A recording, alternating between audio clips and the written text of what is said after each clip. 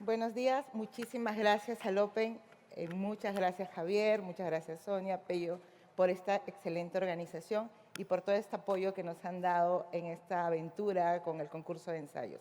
Sin embargo, de manera preliminar, vamos a hablar acerca del circuito Spa de Bélgica. No ha sido escogido al azar y pensamos en que el circuito, al ser el circuito más largo en materia de los Grand Prix, nada menos que 7.000 kilómetros y 44 vueltas. 7 kilómetros, 44 vueltas. Bueno, me pasé algunos ceros, pero es uno de los más largos, al fin y al cabo. Y todos nos ponemos a pensar en que el arbitraje en materia de construcción es uno de los procesos más largos en materia de arbitraje que en realidad los que estamos y los que vemos ejecución de obras sabemos que es el arbitraje más complejo, más largo y que definitivamente necesita no solamente la presencia de un abogado para poder ganar la carrera, sino que se necesita el perito, se necesitan los expertos independientes, se necesitan a los abogados in-house y definitivamente se necesita un equipo multidisciplinario. Muchas veces, inclusive, ustedes saben, para preparar a los testigos, psicólogos, inclusive hasta personas que manejan el tema escénico para preparar un buen arbitraje. Todos sabemos también que nunca iniciamos un arbitraje ganando. Normalmente iniciamos los arbitrajes rezagados. ¿Por qué nos vamos a un arbitraje en materia de construcción? Contratos resueltos, definitivamente ejecución de fianzas. Y si bien es cierto, actualmente los contratos estandarizados o la mayoría de contratos de mayor envergadura tienen lo que son los dispute board, en el caso del Perú no solamente dispute board, sino junta de resolución de disputas, que lo que se entiende es, o lo que se quiere, es que concluya una obra sin la necesidad de ir al arbitraje. La realidad nos enseña que estamos frente en materia de construcción a arbitrajes con pretensiones que vienen de las decisiones incumplidas o las decisiones respecto a las cuales las partes no están de acuerdo, con pretensiones de 60 pretensiones, 70 pretensiones, y en el Perú hemos tenido casos, por lo menos he tenido casos hasta de 100 pretensiones, casos complejos, que hacen que el tema de un pole position, que obviamente todos quieren iniciar primero en la línea de partida, no se da así, se inician muy rezagados y creo que aquí lo que importa es la táctica, el manejo de los tiempos y quién maneja mejor su estrategia. ¿Quién mejor que la doctora Elvira Martínez Coco para que nos hable acerca de cómo se manejan los tiempos en el tribunal para que las partes puedan desarrollar mejor su estrategia? La doctora es una de las principales árbitros en el Perú, un referente para todos, maneja arbitrajes de carácter internacional, civilista, catedrática, miembro de la Real Academia de Derecho en el Perú. Y bueno, Elvira, creo que uno de los temas, sí, uno de los temas que habíamos conversado sobre los procesos tan largos en materia de arbitraje en construcción, muchas veces en el Perú, y también inclusive arbitrajes internacionales que se llevan con la Lex Arbitri afuera, no necesariamente en el país, hablamos de procesos de 5 años, 4 años, 5 años, 6 años, y ante ello, Elvira, ¿cómo manejar este proceso donde sabemos que hay una carga probatoria gigante? Megabytes y megabytes, gigabytes de información, memoriales, planos, expediente técnico. Y cómo manejar el speed pot el pit stop en este extremo, en el tema del manejo de los tiempos. Elvira, somos todos tuyos. Gracias, Claudia. Gracias a la organización por la invitación. Javier, un abrazo. Y gracias por tener el privilegio de compartir este panel con tan distinguidas autoridades en la materia. A ver, uno de los primeros problemas que nos enfrentamos probablemente en estos casos enormes es el tema de la carga probatoria, ¿no? Y obviamente que lo primero que tenemos que pensar es que no podemos atentar contra el derecho de defensa de las partes, ¿no? Entonces, ellos tienen que defenderse, sin ninguna duda, y tenemos que proteger ese derecho de defensa. Si ese derecho de defensa significa que hasta se ponen de acuerdo en que tienen que haber discoveries y a veces discoveries de ambas partes, entonces podemos comenzar a reservar cuartos privados para guardar todo el material probatorio. Ahí entra en juego, obviamente, el tribunal arbitral. Y no debemos olvidar que la mayoría de los reglamentos del mundo nos confieren, ¿no es cierto?, la obligación de dirigir el proceso. Y dirigir el proceso significa, obviamente, en los momentos adecuados reconducirlos. El primer momento importante es el acta de emisión o el acta de instalación, y ahí debemos de fijar, creo yo, reglas claras y precisas respecto de la carga probatoria. Pero cuando nos viene una carga probatoria inmensa, una carga probatoria desbordada, tenemos que indicarles a las partes que nos tienen que señalar las pruebas realmente pertinentes, aquellas en las que tenemos que poner más la visión, ¿no es cierto?, aquellas que son preponderantes en el proceso. Somos árbitros, no somos buzos, ¿no? Entonces tenemos que ver dentro de toda esa inmensa carga probatoria qué cosa es lo que flota, qué cosa es lo relevante y pedirles a las partes ayuda para que dentro de esa inmensidad de pruebas podamos darle prioridad a aquellas que realmente están vinculadas con los hechos del caso. Muchas veces fijamos el cronograma arbitral y el cronograma arbitral, por la actuación de las propias partes, comienza a desbordarse. Y ese es el momento en el que todos nosotros también tenemos que reconducir el proceso. Nunca debemos de olvidarnos que en una mano tenemos la flexibilidad, pero en la otra mano debemos de tener la dureza suficiente para no permitir que el proceso termine saliendo de nuestras manos. No podemos renunciar a ser los conductores del proceso. No son las partes las que nos conducen, somos nosotros los que conducimos el proceso. Además, todas las leyes nos dan estas facultades, ¿no es cierto? Muy bien. Dicho esto, hay momentos en la vida arbitral en el que un pit stop es sumamente importante. Parar para reconducir el proceso por temas probatorios, etcétera, es importante. Todo el mundo habla de eso, ¿no es cierto? Hay que reconducir de acuerdo a la prueba. Pero lo que más me preocupa es cuando se nos presentan situaciones que desbordan lo que inicialmente se habían pensado. Les voy a poner un caso para que reflexionemos sobre eso. Un caso en el que fui presidenta y en el que estaban involucrados, es un caso realmente sui generis. Las tres partes eran entidades estatales. No es común, ¿no? Lo normal es el Estado frente a un privado. Acá no. Eran tres entidades estatales, Corpac, Finver y la Municipalidad del Callao. Celebraron un contrato para que se construya la nueva sede de Corpac, cerca del aeropuerto internacional.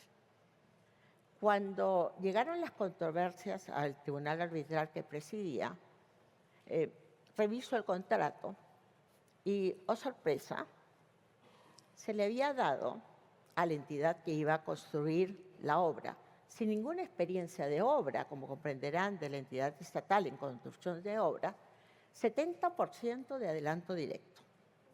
Pero ahí no quedaba la cosa. Además de habérsele dado el 70% del adelanto directo, sin otorgamiento de carta fianza alguna.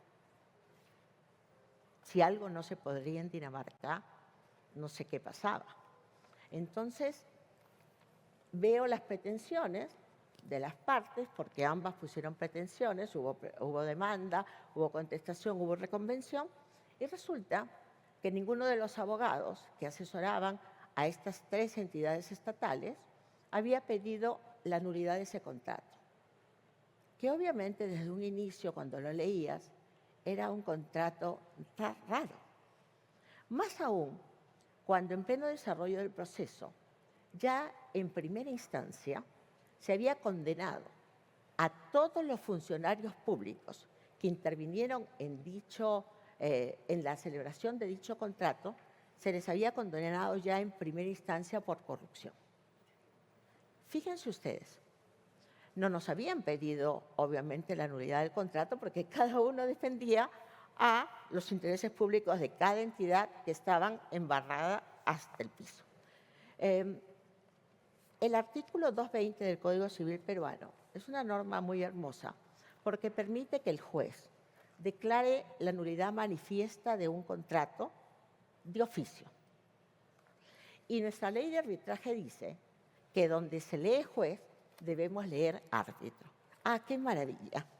Le dije a mis coárbitros, vamos a analizar esta posibilidad y entonces vamos a convocar a las partes para el negado supuesto, a una audiencia para el negado supuesto de que el tribunal arbitral vaya a declarar la nulidad de oficio, cuál es su opinión sobre este tema. Nuestro Tribunal Constitucional ha dicho claramente que cuando el juez, y digo léase árbitro, va a declarar una nulidad de oficio, de todas maneras tiene que haber generado previamente el contradictorio para no afectar el derecho de defensa de las partes. Así lo hicimos. Terminado esto, yo ya tenía el total convencimiento de que el contrato había sido corrupto.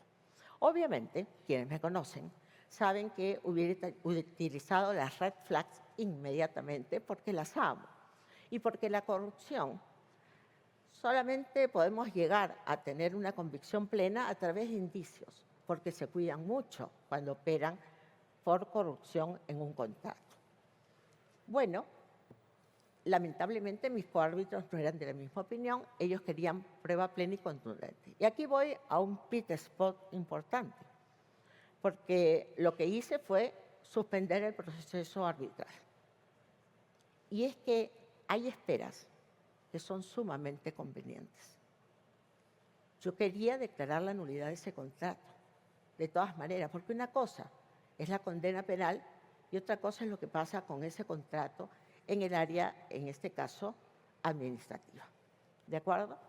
Entonces, esperamos la prueba plena, la prueba final, y fueron condenados todos por corrupción a muchísimos años de cárcel. ¿Por qué? Por la celebración justamente de ese contrato. Entonces, si bien la regla tiene que ser minimizar los tiempos, tratar de que las partes no se desborden en cosas que no vienen al canto, tratar de reconducir el proceso para que el proceso sea lo menos largo posible. No debemos renunciar como árbitros a lo más importante. Y lo más importante es hacer justicia, señores. Cuando yo estudié Derecho, soñaba con hacer justicia. Y lo único que les pido a todos y cada uno de ustedes es que no renuncien, siendo árbitros, a su sueño de hacer justicia. Gracias, Claudia. Muchas gracias, Elvira. Y con esta introducción de reconducir el proceso, Carlos es un abogado de destacada trayectoria en proyectos de gran envergadura y encargado de lo que es arbitrajes y litigios. Es decir, Carlos, para el manejo de los procesos arbitrales en materia de construcción, lo básico y lo primordial es la información. ¿Cómo siendo un abogado in-house, cómo ustedes organizan esta información? ¿Cómo tienen este ordenamiento de información, cómo lo llevan y cómo tienen la cautela para poder cumplir con los tiempos, tanto para el memorial de la demanda o para contestar el memorial de contestación de demanda o la reconvención? Y calzar específicamente también, porque actualmente la tendencia es que si no se presenta con el memorial de la demanda la pericia, definitivamente hay muchos tribunales que no te admiten esta prueba. ¿Cómo manejar este mundo de información desde tu perspectiva de abogado in-house? Gracias. Gracias, Carlos. Muchas gracias, Claudia. Muchas gracias por la invitación y muchas gracias a Javier, al Open, a toda la organización por otro año más de este éxito. La pregunta sobre la información en nuestros proyectos y en nuestras disputas es súper relevante, ¿no? Nosotros, las compañías que estamos en este sector, bueno, contamos que es un elemento que podemos tener que llevar un caso al arbitraje, ¿no? Y habitualmente tenemos un seguimiento de los proyectos sabiendo más o menos, ¿no?, en qué fase estamos, ¿no? Claro, cuando eres demandado, tienes una menor planificación, ¿no? Normalmente tienes un cierto conocimiento de si hay un riesgo y hoy en día pues, las compañías en nuestro sector ya tenemos una práctica de recopilación documental mucho más refinada que hace 20 años, ¿no? Hay sistemas de gestión documental, yo creo, en casi todos los proyectos, todos los que tienen una cierta dimensión, y entonces estos sistemas de gestión documental van recogiendo, ¿no? La vida del proyecto. Tenemos luego, ¿no? La contabilidad, la documentación financiera y además, sobre todo para los proyectos de cierta relevancia, ¿no? Tenemos un seguimiento de un equipo que nos acompaña mucho, que es la gestión contractual, ¿no? Y entonces, entre todos, antes de iniciar un arbitraje, ¿no? Nos sentamos, identificamos los documentos, los muchos documentos que van a tener que ser revisados con el equipo interno y externo, ¿no? de abogados y de expertos, ¿no? Esto también, evidentemente, luego el marco jurídico también es relevante, ¿no? Digo, si en el mundo anglosajón incluso tienes que cumplir con ciertas formalidades para hacer una notificación interna a todo el mundo para que nadie destruya documentación, ¿no? Eso no quiere decir que si no estás en el mundo anglosajón lo vayas a hacer, ¿no? Pero necesitas una cautela especial, ¿no? En determinados sistemas jurídicos para poder acreditar que has hecho la debida diligencia para mantener la documentación y dar instrucciones incluso a los responsables de IT para que determinados información no sea eliminada. Aunque no estemos en el mundo anglosajón, evidentemente tenemos la misma obligación de mantener la documentación para tener un caso viable, ¿no? Y para poder responder de manera rápida, porque evidentemente lo último que queremos es estar buscando, ¿no? Documentos clave a los pocos días de tener que presentar la demanda, ¿no? O contestarla. Pero bueno, yo creo que lo hemos interiorizado mucho en nuestro sector, la documentación, y sobre todo si hacemos un análisis previo de qué pericial necesitamos, hay determinados peritos que te están exigiendo una documentación adicional, ¿no? Y incluso pues a lo mejor pues tienes que buscar gente que ya no está en el proyecto, que se ha ido está trabajando en otro proyecto, en otro país, incluso a lo mejor en otra empresa, ¿no? O incluso si ha finalizado ya el proyecto, te has de encargar de que a lo mejor un subcontratista con el que tenías una relación muy cercana en el proyecto, ya ha finalizado el contrato, has de pensar, ¿necesito información que no tengo de él? O de la ingeniería, o de determinado consultor, ¿no?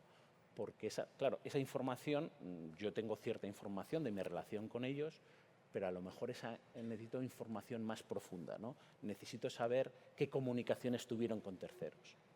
Y todo eso, si no lo planificas, si lo preparas con cierto tiempo, te puedes encontrar en un momento que no es accesible o que requiere un largo proceso de hablar, negociar con ellos, convencerles que necesitas su ayuda, ¿no? Y eso es algo que solo lo puedes conseguir con una visión integral de toda la disputa desde el principio. Tú sabes que justo a raíz de lo que tú mencionas, recuerdo el año pasado en un panel, acá está Rafael, Rafael justo mencionaba, Rafael de TIPSA mencionaba lo que había pasado o lo que ellos habían aprendido de la gestión en Perú.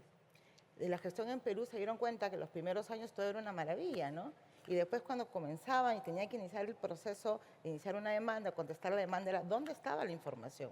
Entonces tuvieron que implementar una serie de protocolos que al final ese mecanismo, en lugar de ser tedioso, y creo que es importante, lo que hicieron es implementarlo a nivel de los otros países donde también ejecutan proyectos, en Asia, en el Medio Oriente y demás. Y creo que ese es un tema también importante, manejarse sobre la idiosincrasia del país, como tú contabas, sobre el mundo anglosajón, que no necesariamente van a guardar toda la información. Pero si hablamos de información, definitivamente el árbitro no puede ir a ciegas. Pero también a veces, igual que en las carreras y que no pueden, hay puntos ciegos donde definitivamente si no tienen una buena estrategia y no conocen la ruta, pueden chocar, pueden colisionar. Es importante saber qué información se da. Pero creo que lo más importante es el storytelling. es cómo mandamos un mensaje, cómo resumimos en lo que es una audiencia de un alegato de apertura o un alegato de cierre, los miles de información que están relacionadas a un arbitraje de construcción. Y no solamente la cantidad de información, sino el tiempo que ha durado este proceso y cuando llegas a la recta final es cómo resumir toda esa historia en una sola audiencia. Para ello, quiero la opinión, Hernán Garrido Leca es un escritor, justo estaba revisando tus folletos, más de 30 libros, escritor, economista, exministro de Construcción, Vivienda y Saneamiento, Salud y adicionalmente gran creativo, cineasta y sobre toda esta experiencia que tú tienes, ¿qué es lo que crees o cómo puede manejarse el storytelling en estos procesos de construcción que son tan vastos? A ver, a mí me ha tocado transitar por el mundo de la literatura, la economía y la política. Y puede sonar raro, pero en realidad en esos tres ámbitos hay un elemento común. En la economía, la política y la literatura siempre hay gente que quiere vivir del cuento. Y creo que este transitar me ha llevado a la conclusión que una cosa bien escrita, una cosa corta, breve, es siempre la mejor manera y más efectiva de transmitir una idea. Yo creo, por ejemplo, cuando viene un chico joven o una chica joven a decirme que quiere publicar un libro, lo primero que le digo es, vuélvelo a revisar y fíjate en dos cosas. Le digo, la novela o el libro no está terminado, no cuando ya no tienes nada que agregar, sino cuando ya no tienes nada que quitar. El ejercicio que yo hago cuando escribo es, escribo muy a la latinoamericana, que somos frondosos todos, sobre todo los abogados, y queremos citar y hacer las cosas largas y hacer una demostración.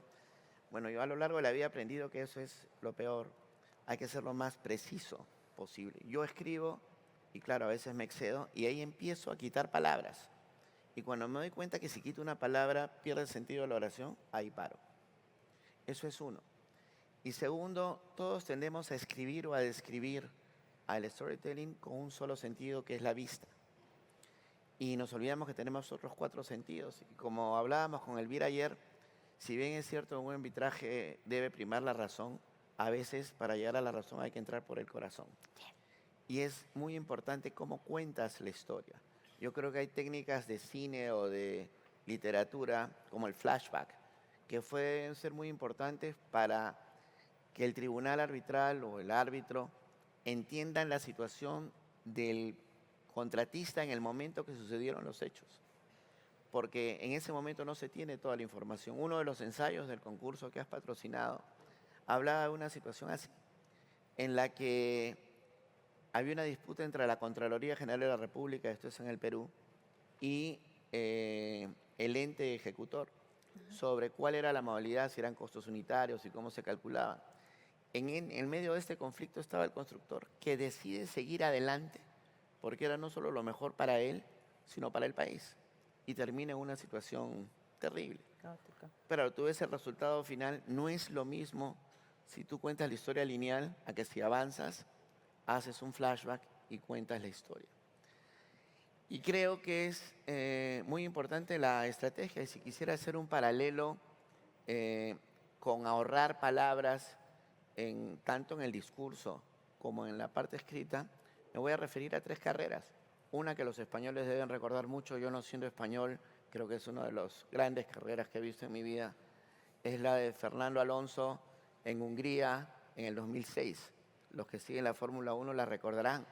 Él parte puesto 15, pero se va por una estrategia de one pit stop, una sola parada en pits, que era lo único que le quedaba. Sale con el carro entonces, con el combustible, con las justas, lo exacto. Y como pesaba menos el auto, en las primeras vueltas recupera y llega a ser primer puesto. Primero.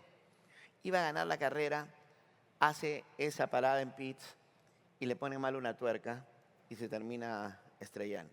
Ahí vemos 2 cosas. Hizo lo correcto en el sentido de buscar ahorrar y hacerlo exactamente lo que necesitaba hacer, pero una parada en pits mal hecha, sin pensar, le malogró la carrera. El segundo intento es uno de Russell en el 24, en Spa precisamente. donde pone la gasolina exacta, ¿no? Y finalmente gana la carrera. Es una estrategia que le dicen al límite, con llantas duras, no las cambia, la gente dudaba si iba a llegar, y llega, y gana por 0.6 segundos. Pero ¿qué pasó? Cuando van a pesar el auto, no habían considerado que como había usado las llantas duras, se habían desgastado, había rozado el piso, y pesaba menos que el mínimo reglamentario, y le quitaron la carrera. Pero viene el año pasado, y no sé si quien le las vieron a Norris, en Hungría de nuevo. La de Alonso es épica, ¿no? Acuérdense, estaba lloviendo, no puedo dejar de pensar en esa carrera. Pero la de Norris, el año pasado él empezó muy mal la temporada y llega a la carrera de Hungría y él decide ir muy arriesgado por una sola parada en pits. Hace todo perfecto y gana la carrera. Pero para que se den una idea, 10 kilogramos adicionales de combustible son 0.3 segundos menos en una vuelta en Hungría o también en Spa, son más o menos los mismos números. Esa es la diferencia, y una parada en pit son entre 21 y 22 segundos. Entonces yo creo que uno tiene que utilizar los recursos de la narrativa, del cine, del storytelling de manera eficiente. Mientras menos palabras, mejor, es más efectivo. Yo veo ahora a los chicos, todo es inteligencia artificial, no saben escribir, la verdad. Y creo que es un arma fundamental. A mí en la vida escribir bien, hacer un buen WhatsApp ha sido quizá lo que mejor he hecho para conseguir los mejores resultados. Muchas gracias, Hernán. Concluyendo esta etapa de la mesa, uno de los artículos de concurso inicia con una frase, no me quiero robar tampoco la búsqueda de la frase, del libro de Miguel de Cervantes Saavedra, El Quijote, sobre más vale una palabra tiempo que 100 a destiempo. Creo que eso resume mucho en materia de derecho a la construcción, en arbitraje, en materia de derecho a la construcción, que el buen uso del tiempo es fundamental. Y adicionalmente a ello, creo que es lo que a todos nos pasa, los abogados, que quizás de acuerdo a un pole position iniciamos detrás, eso no significa que vamos a perder el arbitraje. Eso no significa también que acelerar más rápido nos va a llevar a ganar el arbitraje. Creo que el mejor uso de los recursos, ser el mejor estratega y el mejor arquitecto en el proceso es lo que nos puede llegar a un buen resultado. Bueno, pasamos a la segunda etapa, que es la etapa de fondo de nuestra mesa, que es el concurso. Creo que el Perú, desde hace muchos años, no solamente es reconocido por esta experiencia gastronómica, que es producto de muchas culturas en el país, de que hemos sabido fusionarnos. Creo que el Perú actualmente es reconocido también porque tiene muchos arbitrajes, pero no solamente la cantidad, sino la calidad en los procesos arbitrales, que está llevando a invitar a muchos árbitros españoles, colombianos, mexicanos a arbitrar en el Perú. ¿Y por qué? En el Perú no solamente la jurisdicción arbitral tiene una naturaleza constitucional, sino que complementariamente a ello, la legislación en materia de contratación estatal ha determinado, voy a hacer el cambio a euros, todo aquello que es mayor a 12.000 euros va a arbitraje, todo. Aún no incluyas una cláusula arbitral. En materia de obras públicas tenemos que en el año hay 11.000 obras. Si bien es cierto y todos sabemos que la idea de que no todo se vaya a arbitraje ha sido limitado con los contratos estandarizados, con la incorporación de los DAP y con la incorporación de las JRDs, también como mencioné al inicio, sabemos que los arbitrajes se dan y son arbitrajes gigantes. Entonces, esta historia nueva del Perú de manejar tantos procesos arbitrales ha llevado a capacitar a la gente. Capacitar a la gente, Elvira es el modelo de capacitar a los chicos desde la época universitaria. También ha fomentado el tema de los eventos, hay un Open en Perú. Y creo que dentro de ese concepto lo que quisimos hacer, y gracias Javier por acompañarme en esta aventura, es invitar a todos a que cuenten sus historias.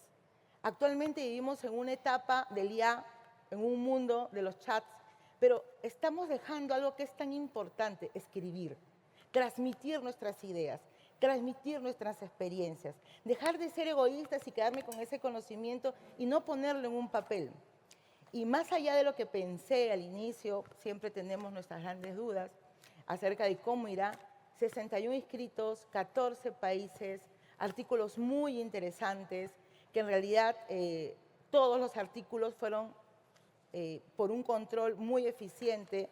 Belén, muchas gracias, una abogada que trabaja conmigo en el estudio. Jamás supimos de qué nacionalidad era, jamás supimos qué nombre tenía la persona que estaba detrás del artículo. Solamente leímos artículos vinculados a ensayos en derecho a la construcción, cuyo cimiento era un laudo. Vamos a hablar rápidamente antes de premiar a los tres ganadores. Son 6 en total, bueno, 10 en un orden de mérito. Me gustó mucho a mí un artículo que sobre la base de un laudo hace la evolución de cómo el DAP había obtenido esta fuerza de carácter vinculante para las partes. Hace un análisis sobre el FIDIC, cómo ha ido evolucionando, pero hace la redacción del artículo, no solamente te atrapa, sino que genera un elemento interesante, hacia dónde estamos yendo. Y creo que también, te voy a dar acá el punto a Carlos, creo que todos hemos extraído algo interesante del artículo. El artículo que tú calificaste y que, bueno, ahora ya te lo dije, ¿no? Fue el que al final, con la sumatoria, por muy milésimas, ocupó el primer lugar. Yo creo, no dice de dónde es el laudo, ¿no? O de dónde es el origen. Creo, me parece que debe ser algún arbitraje de inversión vinculado a Venezuela. ¿Por qué? Porque tenía una cláusula escalonada, donde el contratista se veía con el problema de cómo notificaba la conciliación, porque había una etapa de conciliación previa, y tenía la limitación que el Estado impedía que ni siquiera llegue la notificación. Bueno, y ahí te doy la palabra para que nos introduzcas un poco en el artículo de manera muy rápida. Muchas gracias. Sí, ¿no? El artículo que hemos, de todos, entiendo que el que ha salido ganador o primero, ¿no? Por milésimas de segundos, ¿no? Se llama Demandar en jurisdicción hostil, historia de una obstrucción administrativa al arbitraje de construcción. Y como dice, como comentas, no sé si no dice el país, ¿no? Dice por confidencialidad. Bueno, nos mantiene la intriga, ¿no?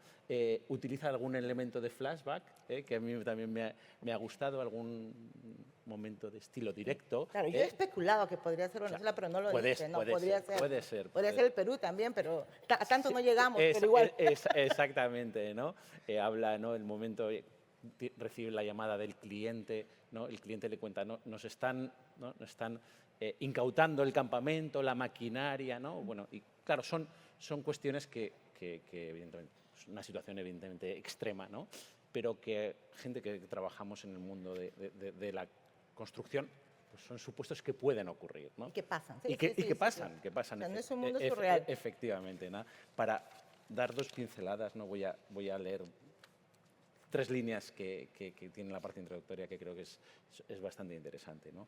Dice, este ensayo relata una historia de arbitraje y construcción administrado por la CCI en sede europea, pero con el conflicto anclado en un país frente a una reclamación de daños y perjuicios por incumplimiento contractual, optó por la reacción administrativa paralela.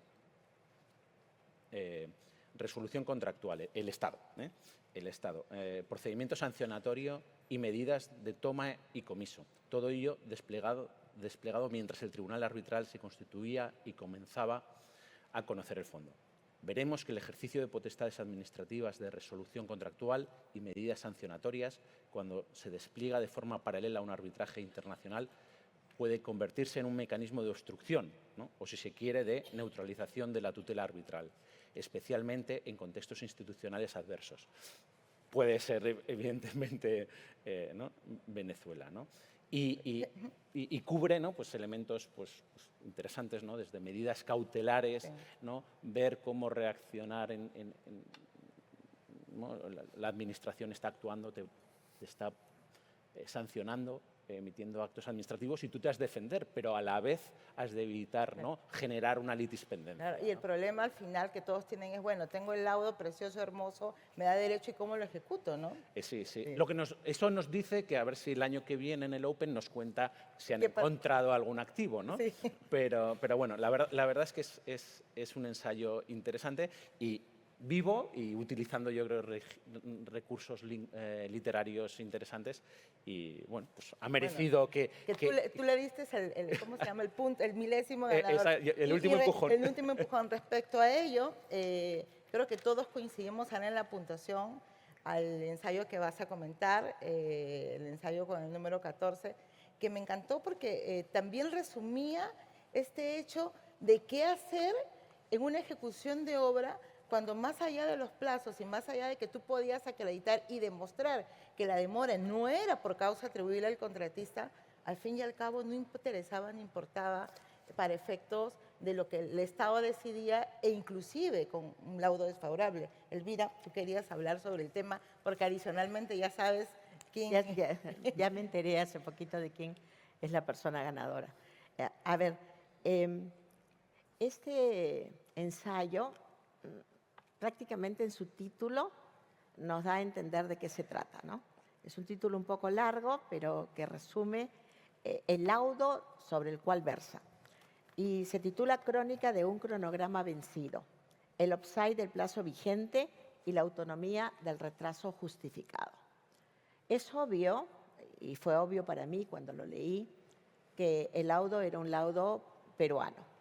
Y era un laudo peruano porque hablaba del voto singular, y el voto singular es una árbitra peruana, ¿no? Entonces, me era muy claro por la legislación que se aplicó, etcétera, etcétera.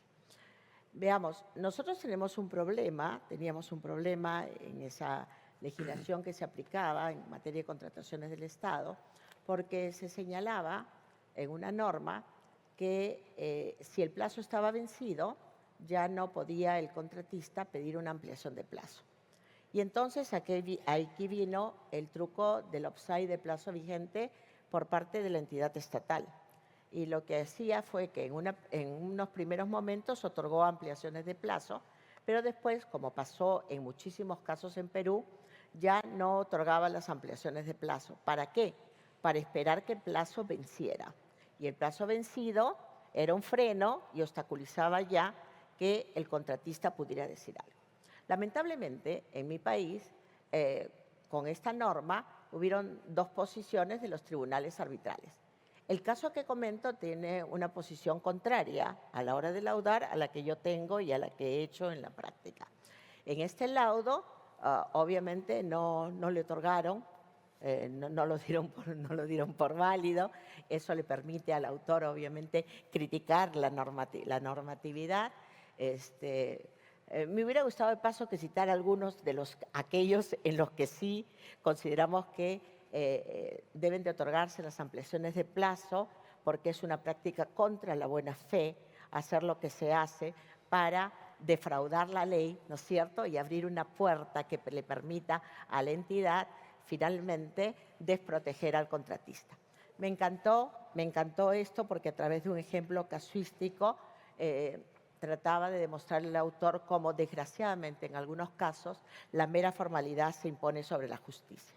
Finalmente, permíteme decirte, ¿vas a anunciar el nombre tú? No quiero... Sí, lo anuncio yo ahorita. Cuando tú lo anuncies, yo quiero decir que todos hemos trabajado en el anonimato y ayer recién en una comida que tuvimos me enteré con gran alegría que este chico ha sido uno de mis chicos MUTs. Sí, eso es lo que Llevo hablábamos más de 15 años recorriendo el mundo con mis equipos de arbitraje y ganando muchísimas competencias. Es alguien a quien no veo hace muchísimos años y la verdad me da mucho gusto ver cómo están repartidos por el mundo porque el MUT los hace crecer. Muchas gracias, Elvira. Hernán, tú me decías, oye, yo no soy abogado, pero me pareció tan interesante este artículo. Coméntanos brevemente para que nos dé el tiempo para poder anunciar los ganadores. Como ministro de Vivienda, Construcción y Saneamiento y luego de Salud, viví muchos casos y tenía que seguir casos de arbitrajes. Obviamente yo no soy abogado, ella era mi abogada, secretaria general en los dos ministerios. Y yo vivía tranquilo, por supuesto. Pero eran tiempos muy distintos.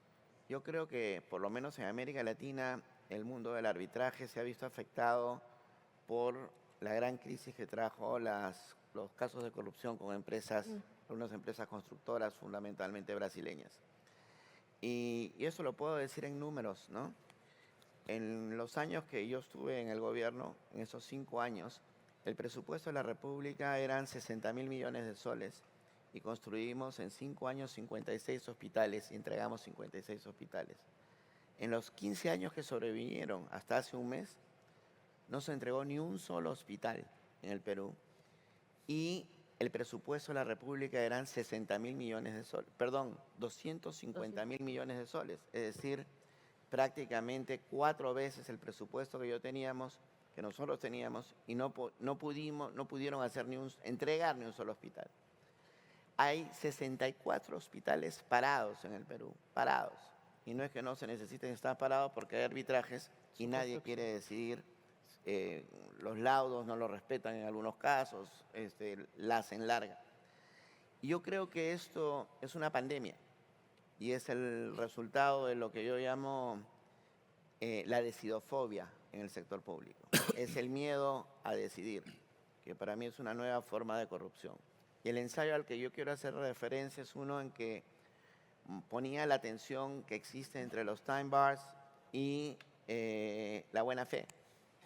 Porque cuando un funcionario público simplemente no quiere decidir y lo que está jugando contra el reloj, eso ya rompe la buena fe. Y el ensayo discutía esta tensión. Por supuesto, al final concluía que los time bars son necesarios y son el esqueleto que le da consistencia a toda la institución del arbitraje, pero que hay estas formas perversas de afectar. Anoche en la cena hablábamos también de algo que no se habla mucho, que es la influencia mediática, ¿no? Cómo muchas veces se presiona a los árbitros, como también se presiona a los jueces, a través de los medios de comunicación. Entonces hay una serie de factores externos que creo que condicionan. Felizmente tenemos buenos árbitros que no se dejan condicionar. Eso. Y también tenemos la posibilidad, que en el Perú ya se da, de irse fuera, ¿no? A un arbitraje fuera de la jurisdicción, aunque con ley peruana, Claro, fuera la del lex Perú, arbitrio fuera- para evitar esas Esas presiones. presiones mediáticas. Pero creo que una de las cosas que tenemos que enfrentar, conozco la realidad de otros países latinoamericanos, pero en el Perú creo que hemos llegado al extremo de esta decidofobia. Y yo creo que es una nueva forma de corrupción, porque si un funcionario público no está preparado para enfrentar las consecuencias de sus decisiones y las decisiones caen indefectiblemente, vas a tener investigaciones. Si tienes miedo a eso, no aceptes el cargo, porque es como ser bombero y tenerle miedo al fuego.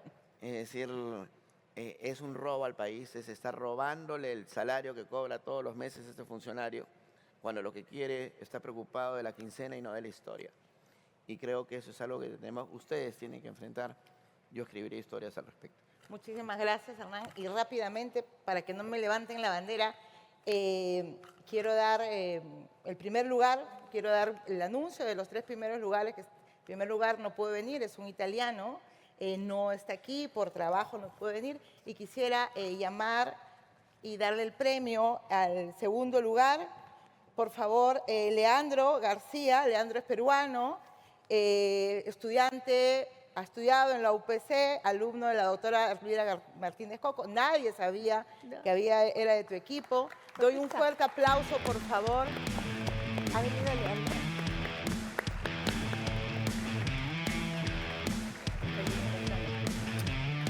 Leandro, ¿cuántos años? Por favor, para el tercer lugar, por favor, Marianela. Marianela vive en España, está estudiando una maestría acá, es peruana. Por favor, Marianela. Me encantó tu ensayo, muchísimas gracias. Sigue inspirando. Felicitaciones, nos tomaremos una foto. Miren aquí, para tomarnos una foto rápida. Vení para acá. Más adelante para que más luz. Ven. Más adelante para que más luz.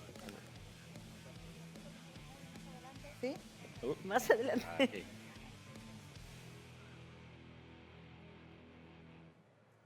Bueno, muchas gracias Javier, muchas gracias al Open por permitirnos esta aventura juntos. Gracias, hasta luego.